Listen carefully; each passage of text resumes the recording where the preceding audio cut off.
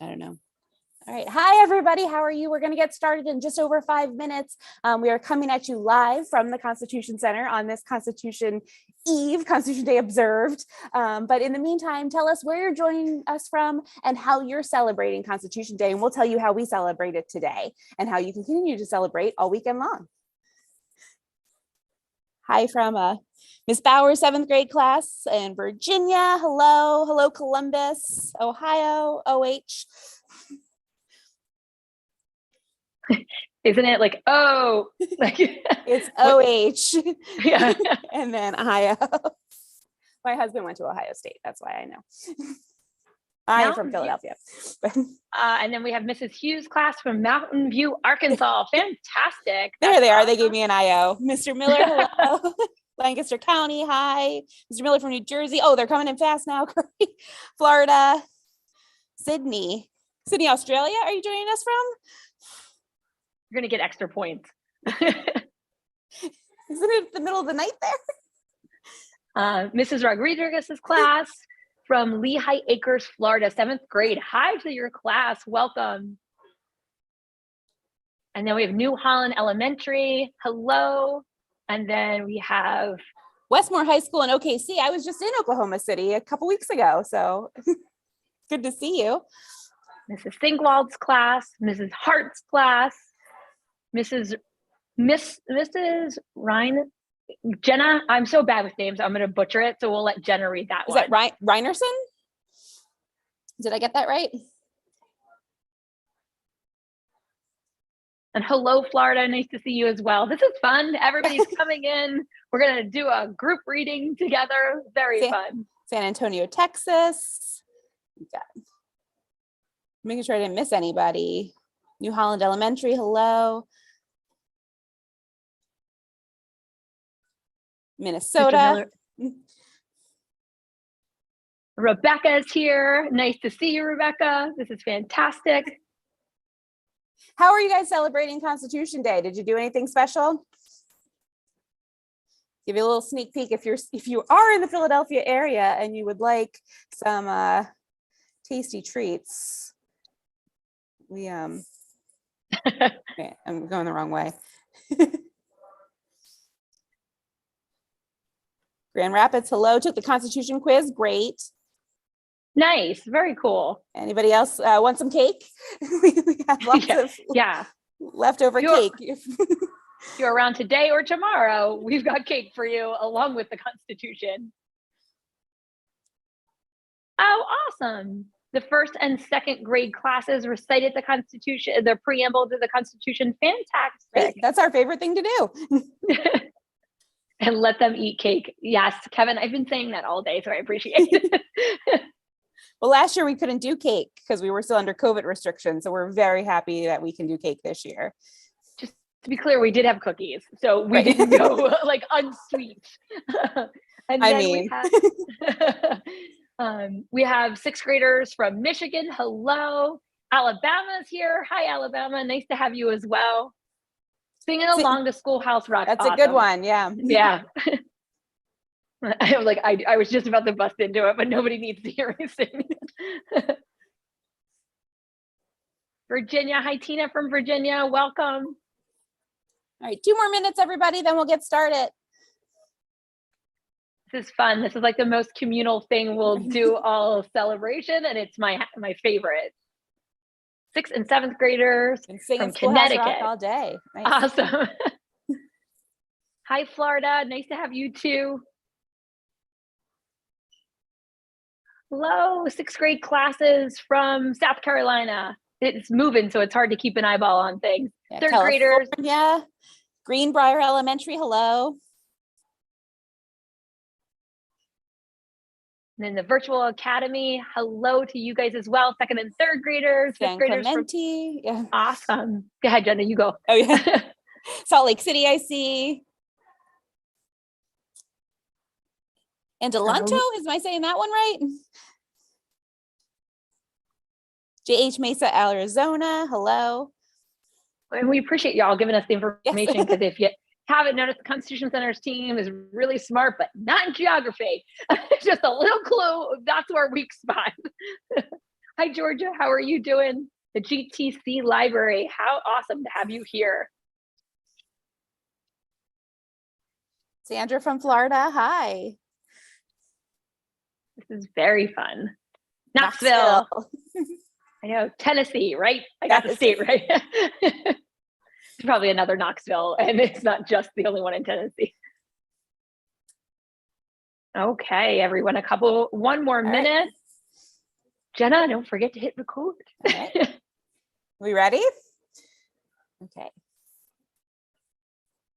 Hello, everyone, and welcome to the National Constitution Center, and happy Constitution Day Eve, Constitution Day observed. We're September 16th. Of course, we're celebrating our anniversary both days, but that we're celebrating that anniversary of the signing of the Constitution. I'm Jenna. I'm the Director of Learning and Engagement here at the Constitution Center, and I am here with our Chief Learning Officer, Curry Sotner. Hi, Curry. Hi, Jenna. Awesome to be here today. Absolutely. We are coming to you live from the National Constitution Center. And if you don't believe me, I can show you a live shot of Independence Mall, which is where we are right now. So you can see our fantastic view that we have right there, the room where it happened. So Curry, tell us how we've been celebrating today, because, although some of the events are over, you can still view them online. And we also have some great online resources that you can access anytime. Sure will, Jenna. Thank you for that. So it is a fantastic eve of Constitution Day. So the Constitution was signed in that room that Jenna was showing you, Independence Hall, 235 years ago. Jenna, you did this before. Can you zoom in again? Because I was actually really impressed with your camera on a side note. Got it. So 235 years ago, on September 17th, was the day at the convention that many of the people at the convention signed the Constitution. So what we've been doing all day long is talking about and reading the Constitution, but also all these other really cool primary sources that influence not just the words of the Constitution, explain where the ideas came from, but also show how people have called on the Constitution, especially that preamble, so we can ensure that we're living up to the words of the Constitution and the words of the preamble and creating what we should be thinking of every day. How do we build a more perfect union? So online, we can send you out an email with all the listing of the programs that you can see. We also have a 3:30 program today, Eastern Time, 3:30, on Congress with former members of Congress talking about a really important thing that happened in that room right there, compromise. To be able to move things along with people from multiple different perspectives. Sometimes we have to find common ground, and sometimes we have to make common ground by compromising. So it's been a really fun day. We're free at the museum today, and we are free tomorrow as well, thanks to Pico. We're free tomorrow as well, and we're going to have Dr. Karen Korematsu come in and speak about Fred Korematsu, an amazing court case in the Supreme Court that really said, are we being fair and just in our society? And we will unpack that and the Korematsu Institute and the great work that they do, along with a few other scholars, and lots of fun for everybody to join in. So Jenna, what should we dive into next? Sorry, I was reading the chat. I think we should look at the preamble, Curry, because that's what we're here today to do. So let me do a screen share. I'm going to screen share our interactive Constitution, which I will also put the that link in the chat as well. But let me get that up for you. There we go. So constitutioncenter.org, and then you click on the preamble, and I love this because it comes up nice and big and bold. So what we're going to do, we're going to break down the words and what the words mean. And then what we're going to do is read them all together. So first, I like to kind of like analyze it and say, okay, what do they mean? What the heck is the preamble? What does that word mean? And then what does it say? What does it mean? And then we'll all read together. Because when we understand what the words mean, it makes the reading, at least in my opinion, a little bit more powerful. So when we think about the preamble, and you may hear these words not just about the United States Constitution. And by the way, I'm in a gallery, the documents gallery at the National Constitution Center. And what I have behind me is this beautiful copy of, it's not really a copy, it's the original, one of the original public printings of the United States Constitution. And when you zoom in on it closer, and it's a little hard to see with my camera because it's not as nice as Jenna's, it is a newspaper. It's the Pennsylvania Packet. So the first time that people saw the Constitution and saw the beautiful words start with a giant we of the preamble, it was actually on our front lawn. And they had the paper and they were giving out the paper on the front lawn. And the coolest part about this is when they were at Independence Hall, which in 1787 was called the Pennsylvania State House, and they wrote the Constitution and they signed it. Majority of people, 38 people in the room, signed the Constitution. 3 people refused to sign it for lots of reasons, but one of them didn't have a Bill of Rights, and they thought it was a little too dangerous to write how this government was going to work into a document without a Bill of Rights. But what they did, and this is the coolest part and my favorite part, and it goes with those first 3 words that you're looking at in front of you, is they said, it's not real yet. It doesn't exist. We're going to give it back to the people and say, do you want this? Do you say yes or no to this document? Will it be your governing document? And the beauty behind that is that it's going back to the people. Because what are the people? At the end of the day, the people are in charge. We, the people, that's why it starts with those 3 words. We, the people, are in charge. That's the idea of popular sovereignty. The people are sovereign. The people are ruling. They're in charge. They started with that idea and they showed that and they proved it by not making it law with their signatures, but by giving it back to the people for ratification. That means voting yes or no. And so the whole idea and the whole beauty of the Constitution is spelled out in the first opening sentence of the Constitution. We call that the preamble. But again, an opening statement is always a preamble. This preamble is even more powerful. First of all, it's definitely a long sentence. So it has 52 words in total. And what the preamble's famous opening line says, it introduces you to all that follows in the Constitution. 7 articles, and now 27 different amendments. At the time in 1787, there was only the 7 articles. We've amended, or kind of, I always think like it's mending or fixing the Constitution 27 times. But what does that actually do? That preamble, it proclaims who is adopting this Constitution. Back to us, we the people of the United States. And then it starts to describe why are we adopting it. And then it starts to say the purpose behind this document. So it's really like the best opening line of any story that you ever want to hear. And let's analyze it word for word. So we'll start with we the people. As we said earlier, that says who's in charge? We the people are in charge. We the people of what? Of the United States. So we're proclaiming in this opening sentence that we're no longer different states that were kind of acting like different countries, but we're united. So we are in charge, and together as a country, the United States, what are we going to do? We are going to, in order to form a more perfect union, so we are getting together in a United States to form a more perfect union. And what I love about this line is it spells out 2 big ideas. Number 1, natural law, that the people are giving the government power, but there's some things that the government can never take over, and that we will always retain that power. That's the idea of natural law.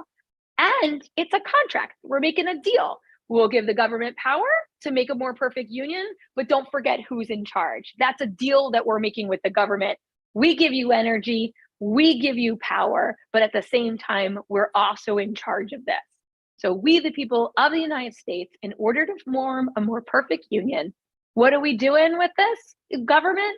Here's a list of things. Think of them almost like a task list for the government. It must establish justice.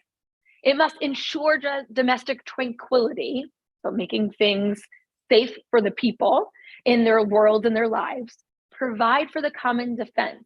Again, another way to say we can't be taken over again by Britain. We can't have Spain knocking on our doors and closing our waterways. That was happening at this time in America.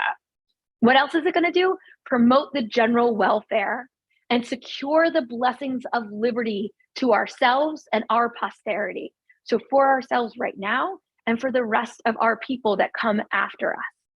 That big kind of line by line statement of what it's going to do, it spells out the rule of law.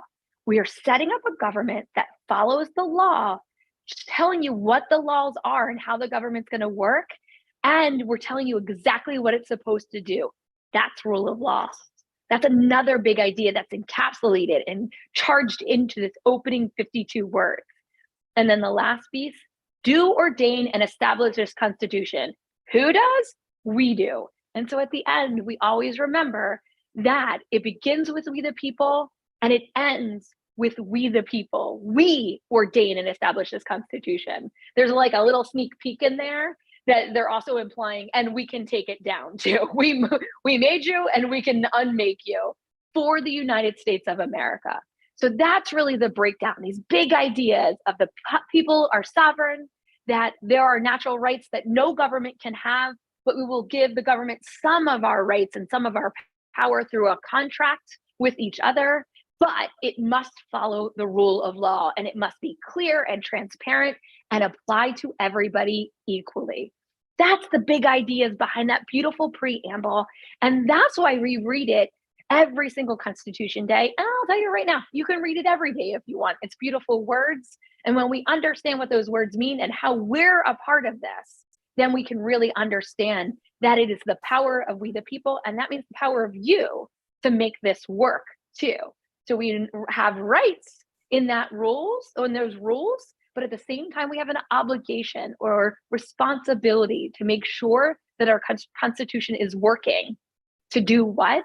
To form a more perfect union. So there's, in a nutshell, the breakdown of the preamble, looking at these big ideas of our foundation of our government and our country. So are you guys all ready to read it out loud? Feel free to put it in the chat if you're ready, thumbs up, or say, let's go. I'm ready, Curry. Okay, April's ready too. Let's go. There we go. I love it. All right, you guys, I'm going to give you a countdown. I can't move the camera again, so I apologize for that. But I'm going to give you a countdown, and then I want you all in your classrooms and across the country to read it with Curry. All right, start reading in 3, 2, 1, go. Okay, here we go. We, the people of the United States, in order to form a more perfect union, establish justice, ensure domestic tranquility, provide for the common defense, promote the general welfare, and secure the blessings of liberty to ourselves and our posterity.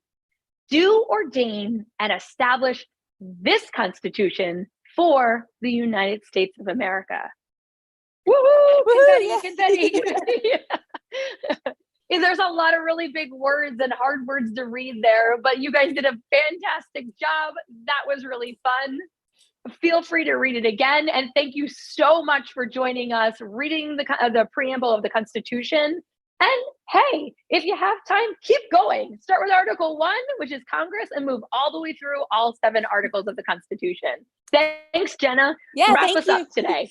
Well, thank you so much for that, Curry. And thank you all for joining us from your classrooms and reading that together. It's so powerful to know that people across the country are reading those words together. That popular sovereignty idea, really, you can feel that when we read those together. So thank you so much for joining us. Like I said, we have those fantastic, I shared the website in the chat. We have a lot of fantastic resources. So we do have more events today. You can join us today or tomorrow, celebrating Constitution Day actual, not just Constitution Day observed. So, but thank you so much. Tell us how you're celebrating. You can follow us on social media, send us emails. We'll email you back. So thank you and have a very, very happy Constitution Day, everybody. Happy Constitution Day, everybody. And Jenna, you are so right that we're all reading it together in our place, but together is super cool. So thank you all so much. Happy Constitution Day, and see y'all later next class. Yep. Bye, everybody. Thank you, Idaho. Yay, Idaho. Thank you. Happy Constitution Day, Rachel, Lorraine. Hi. All right. I'm going to sign off now, but thank you, everybody, and have a great Constitution Day. Bye, Jenna.